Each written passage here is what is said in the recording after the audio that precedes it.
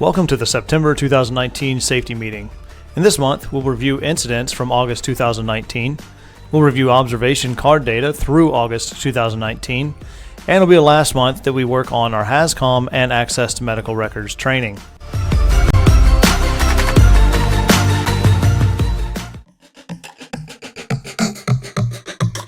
Let's get started with a review of incident information from August 2019. As of August 31st, 2019, we've gone 394 days without a recordable incident. When you compare August 2018 to August 2019, you can see we decreased our incident count by 4, with only 1 incident in August 2019 as compared to 5 incidents in 2018. The only incident counting against our statistics was a medical treatment case out of Pleasanton. We also had an information-only report out of Kiowa. We'll begin our in-depth look with the medical treatment case out of Pleasanton. This occurred on August 29, 2019, when an employee was pulling a side door that was approximately 50 pounds off of the BOP while redressing it. While he lowered the door to the ground, the employee felt a pinch in his stomach. According to the employee, this procedure they've always followed. The only difference in this case was that the BOP was lower to the ground than normal, as it had not been placed on a spool. Causal factor here is body positioning. Corrective actions are to ensure proper lifting when working with any loads that are heavy or awkward to lift or maneuver. Proper lifting begins with getting as close to the object as you can.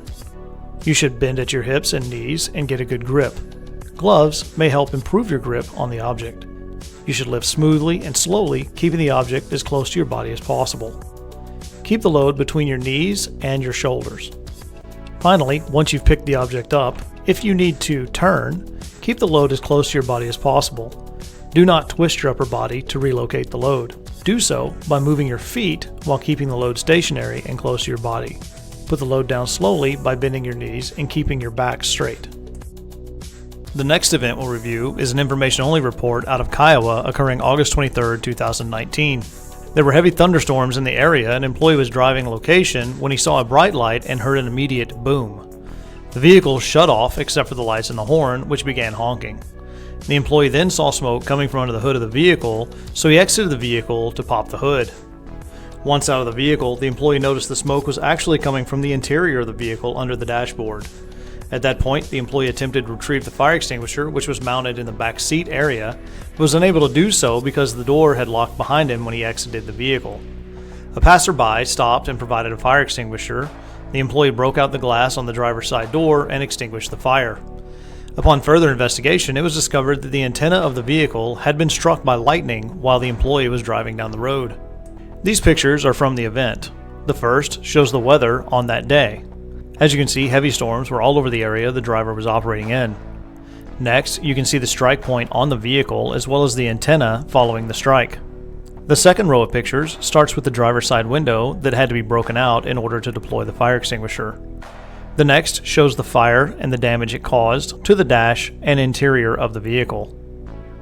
Finally, the last picture is of the vehicle's interior following the event.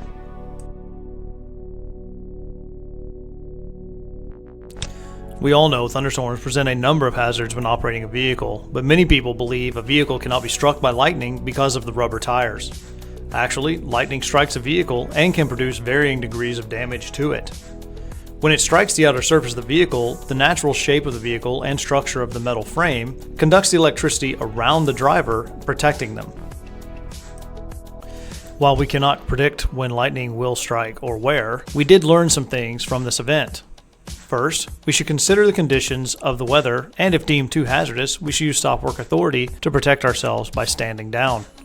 Remember, conditions do not cause incidents, decisions do.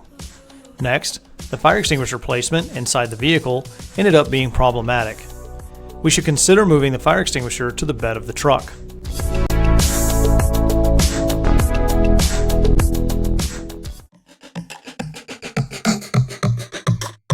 Now let's take a look at our observation card performance for August 2019.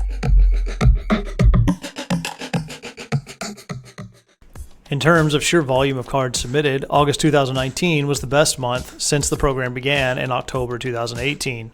Our total observation count in August was 41 observations. This is a 60% increase from July. In 2019, we're averaging 25 observations per month. Now let's look at a graph that's a comparison of the observation card rate for each facility.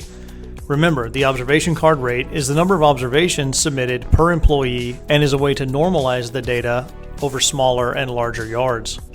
The bar chart represents the observation card rate for August 2019, and the line chart over it represents what it was in July 2019. If your observation card rate for your facility is red, it means you either went down or did not change.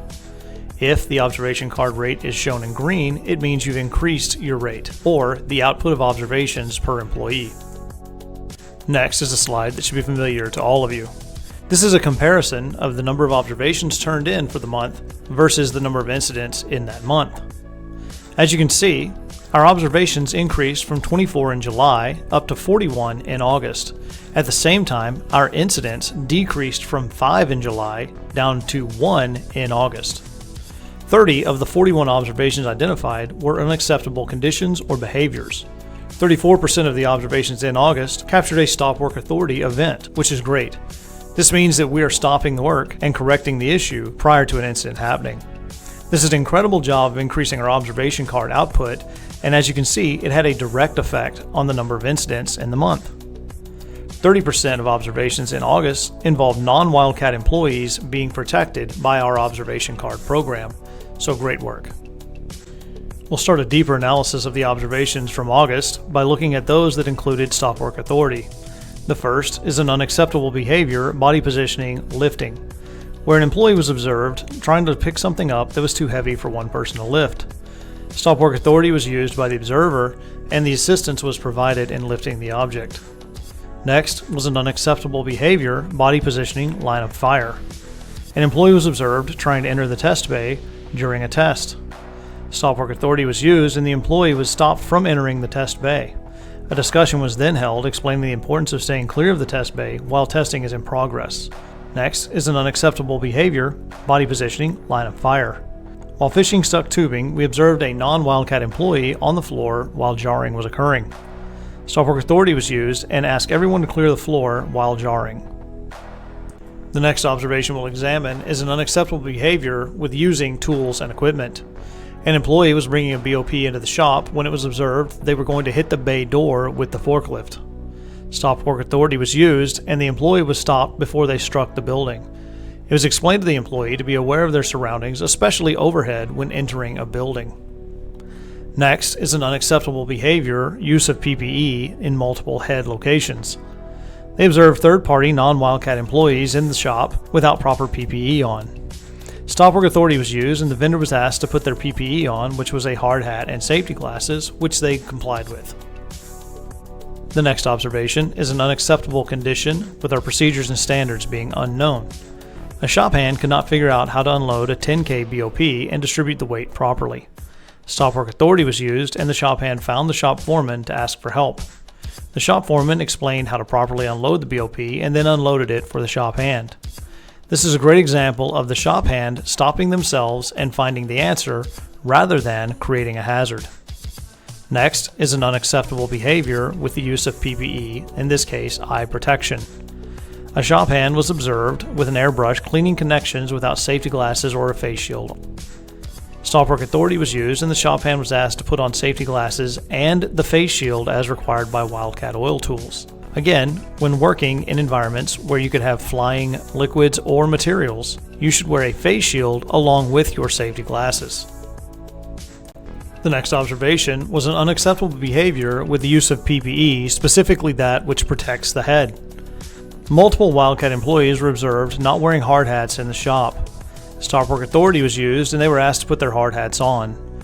As a reminder, minimum PPE requirements for Wildcat Oil Tools when in the shop or the yard are hard hats, safety glasses, if you're grinding, working with pressure washer or other activities, a face shield and safety glasses are required, and safety-toed footwear.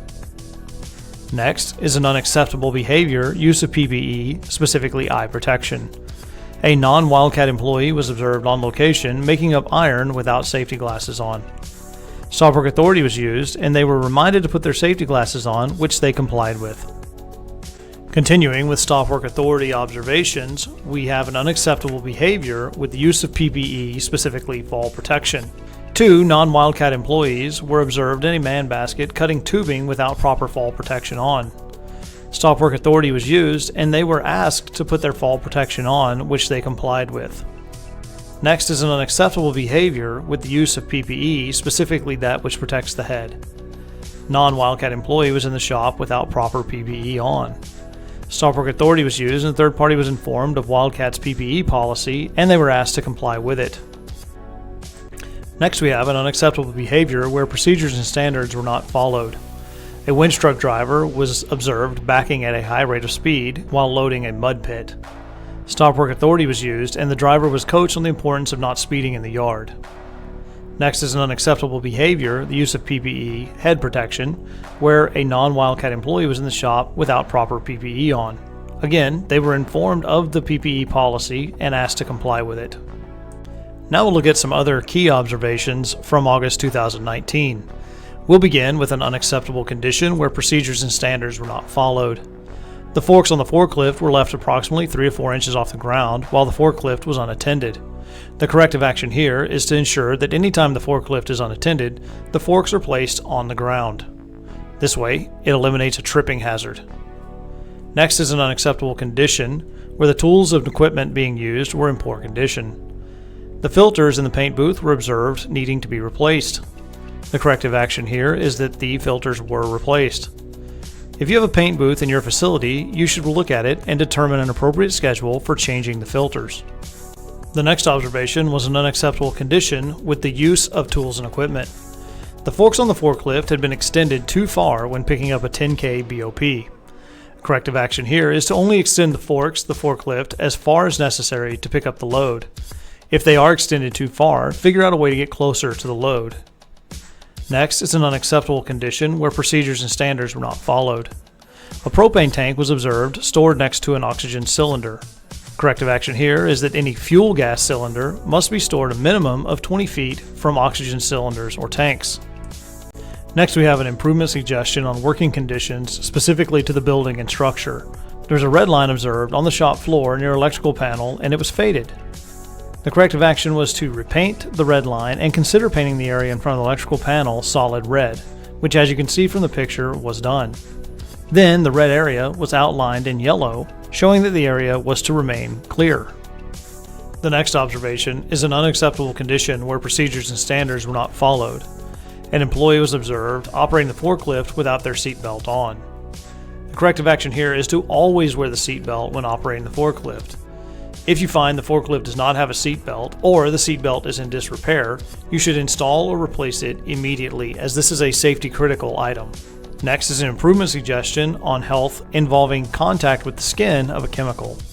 The degreaser used at the facility is hazardous and can cause many health issues if not handled properly.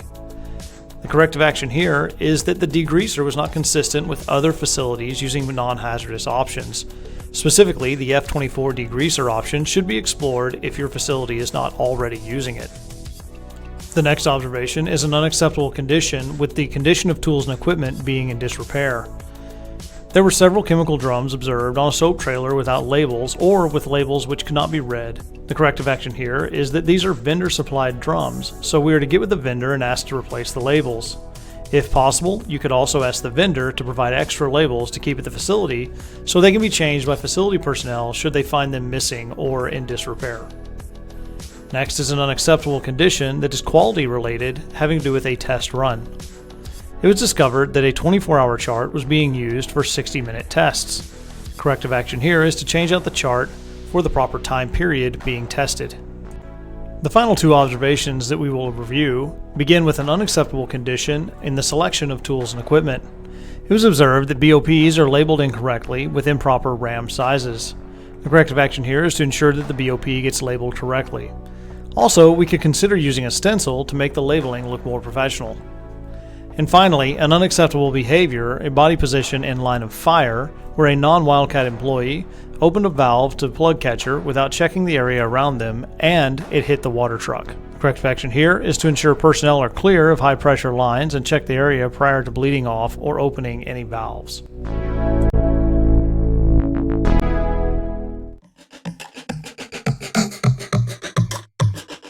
Now let's look at the focus modules for this month.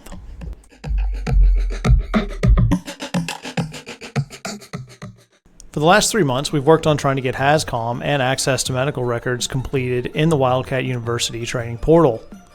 This month will be the final month that we focus on these 2 courses. Please log in to your Wildcat University account, and if your dashboard shows current, you have no action required. If your dashboard shows anything other than current, please complete the courses above.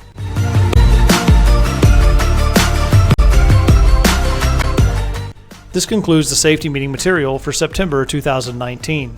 If you have any questions, please reach out.